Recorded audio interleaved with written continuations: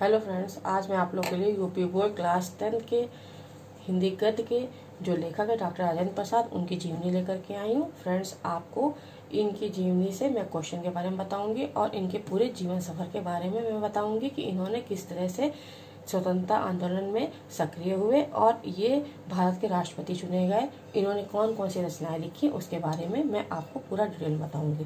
तो ठीक है फ्रेंड्स, आइए देखते हैं डॉक्टर राजेंद्र प्रसाद की जीवनी आपको किस तरह से लिखनी है। तो आपके अगर एग्जाम में आती है कि डॉक्टर राजेंद्र प्रसाद की जीवनी आप लिखिए, तो आपको लिखना है सबसे ऊपर डॉक्टर राजेंद्र प्रसाद, ठीक है, उसको अंडरलाइन आप कर दीजिए। उसके बाद आप लिखिए जीवन परिचय, ये आपकी हेडिंग आएगी। इसके बाद आप लिखना शुरू करिए, भारत रत्न डॉक्टर राजेंद्र प्रसाद का जन्म सन 1884 ईस्वी में बिहार राज्य के छपरा जिले के जीरादेई नामक ग्राम में हुआ था। इनके पिता का नाम महादेव सहाय था। इनका परिवार गांव के संपन्न और प्रतिष्ठित कृषक परिवारों में से था। इन्होंने कलकत्ता, वर्तमान में कोलकाता विश्वविद्यालय से MA, LLB की परीक्षा उत्तीर्ण की थी। पूर्ण विराम। ये प्रतिभा संपन्न और मेधावी छात्र थे और परीक्षा में सदैव प्रथम आते थे। पूर्ण विराम। कुछ समय मुजफ्फरपुर कॉलेज में अध्यापन कार्य करने के पश्चात ये पटना और कलकत्ता हाई कोर्ट में सन 1911 ईस्वी में से 1920 ईस्वी तक वकील भी रहे।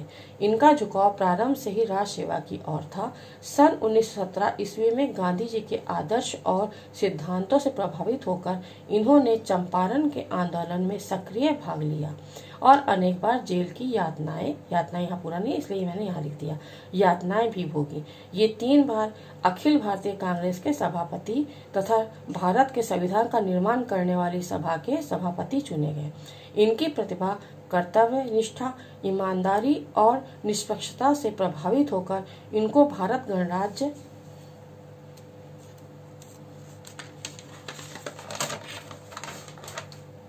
का प्रथम राष्ट्रपति बनाया गया। इस पद को डॉक्टर राजेंद्र प्रसाद ने सन 1952 से सन 1962 ईस्वी तक अलंकृत किया। भारत सरकार ने इनकी महानताओं के सम्मान स्वरूप देश की सर्वोच्च उपाधि भारत रत्न से सन 1962 ईस्वी में इनको अलंकृत किया। जीवन भर राष्ट्र की निस्वार्थ सेवा करते हुए ये 28 फरवरी 1963 ईस्वी को दिवंगत हो गए, मतलब इनका देहांत हो गया।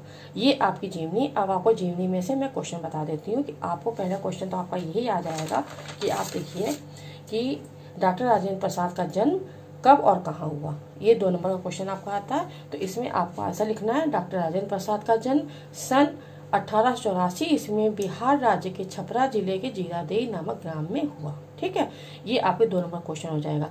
इसके बाद आपका आता है क्वेश्चन बनेगा यहाँ पे कि डॉक्टर राजेंद्र प्रसाद ने किस आंदोलन से स्वतंत्रता संग्राम में अपना सक्रिय भाग लिया। तो आपको उसका आंसर लिखना है चंपारण। 2 क्वेश्चन आपके यहाँ पे बनते हैं। ठीक है, इसके बाद आपका क्वेश्चन आएगा कि भारत के प्रथम राष्ट्रपति के रूप में डॉक्टर राजेंद्र प्रसाद को कब चुना गया।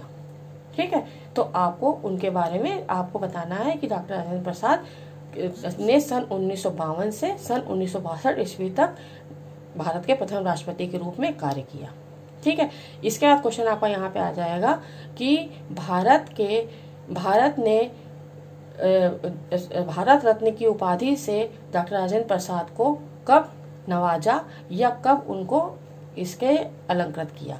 तो आपको लिखना है सन 1962 ईस्वी में। ठीक है, इसके बाद आपको एक क्वेश्चन ये भी आएगा कि हिंदी गद्य के लेखक डॉक्टर राजेंद्र प्रसाद को भारत में कौन से उपाधि से नवाजा गया। तो आपको लिखना है भारत रत्न की उपाधि से। इसके बाद आती है इनकी रचनाएं के बारे में आपको बताती हूँ। रचनाएं, डॉक्टर राजेंद्र प्रसाद महान राजनीतिज्ञ तथा श्रेष्ठ साहित्यकार थे। उन्होंने राजनैतिक, सामाजिक, दार्शनिक तथा सांस्कृतिक विषयों पर सफलतापूर्वक लेखनी चलाई है। अब आपको यहाँ पे भी क्वेश्चन बनता है कि डॉक्टर राजेंद्र प्रसाद ने अपनी कौन से विषयों को लेकर के अपनी रचनाओं को लिखा है। ठीक है, या उन्होंने अपने रचनाओं में कौन से सामाजिक विषयों को चुना है। तो आपको उसमें लिखना राजनीतिक, सामाजिक, दार्शनिक तथा सांस्कृतिक। अगर 2 पूछे जाते तो आप 2 का जवाब दीजिए, अगर 1 पूछा जाता तो आप 1 का जवाब दीजिए। इसके बाद आती है इनकी रचनाएं सीरियल पूर्वक मैंने लिखी है। पहली है बापू के कदमों में, सेकंड है चंपारण में महात्मा गांधी, थर्ड है मेरी आत्मकथा, फोर्थ है मेरी यूरोप यात्रा, फिफ्थ है शिक्षा और संस्कृति, 6 है भारतीय संस्कृति, 7 है गांधी जी की देन, 8 है संस्कृति का अध्ययन, 9 है साहित्य, 10 है खादी का अर्थशास्त्र आदि इनकी प्रमुख रचनाएं हैं। फिर एक लाइन आपको और लिखनी है, इनके भाषणों के कई संग्रह भी प्रकाशित हुए हैं। ठीक है, इसके बारे में भी आपको बताना है।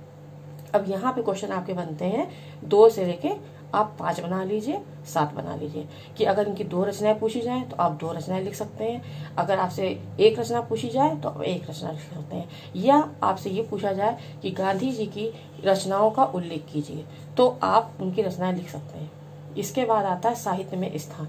डॉक्टर राजेंद्र प्रसाद सुलझे हुए राजनेता होने के साथ साथ उच्च कोटि के वक्ता, विचारक और साहित्य साधक थे। ये सादी भाषा और गहन विचारक के रूप में सदैव स्मरण किए जाएंगे। हिंदी की आत्मकथा विधा में इनकी पुस्तक मेरी आत्मकथा का उल्लेखनीय स्थान है। ये हिंदी के अन्य सेवक और प्रबल प्रचारक थे। हिंदी साहित्य में इनका अति विशिष्ट स्थान है। अब यहाँ पे क्वेश्चन बनता है, यहाँ क्वेश्चन ये बनता है कि हिंदी विधा की मेरी आत्मकथा का लेखक कौन है, तो आपको लिखना है डॉक्टर राजेंद्र प्रसाद।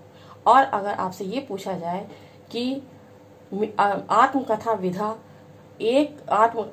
विधा की एक रचना का नाम लिखिए, तो भी आपको लिखना है मेरी आत्मकथा। ठीक है, इसमें आपका इन्होंने लिखा ये यात्रा वृत्तांत है, मेरी यूरोप यात्रा ये यात्रा वृत्तांत है, ये आपकी आत्मकथा विधा है। ठीक है, इस तरह से आपको इसमें मैंने पूरी डिटेल में क्वेश्चन कम से कम 1 से लेकर के 8 तक क्वेश्चन आपको मैंने बता दिए हैं। इसके बाद में इनके बारे में अगर आपसे खाली ये पूछ लिया जाए कि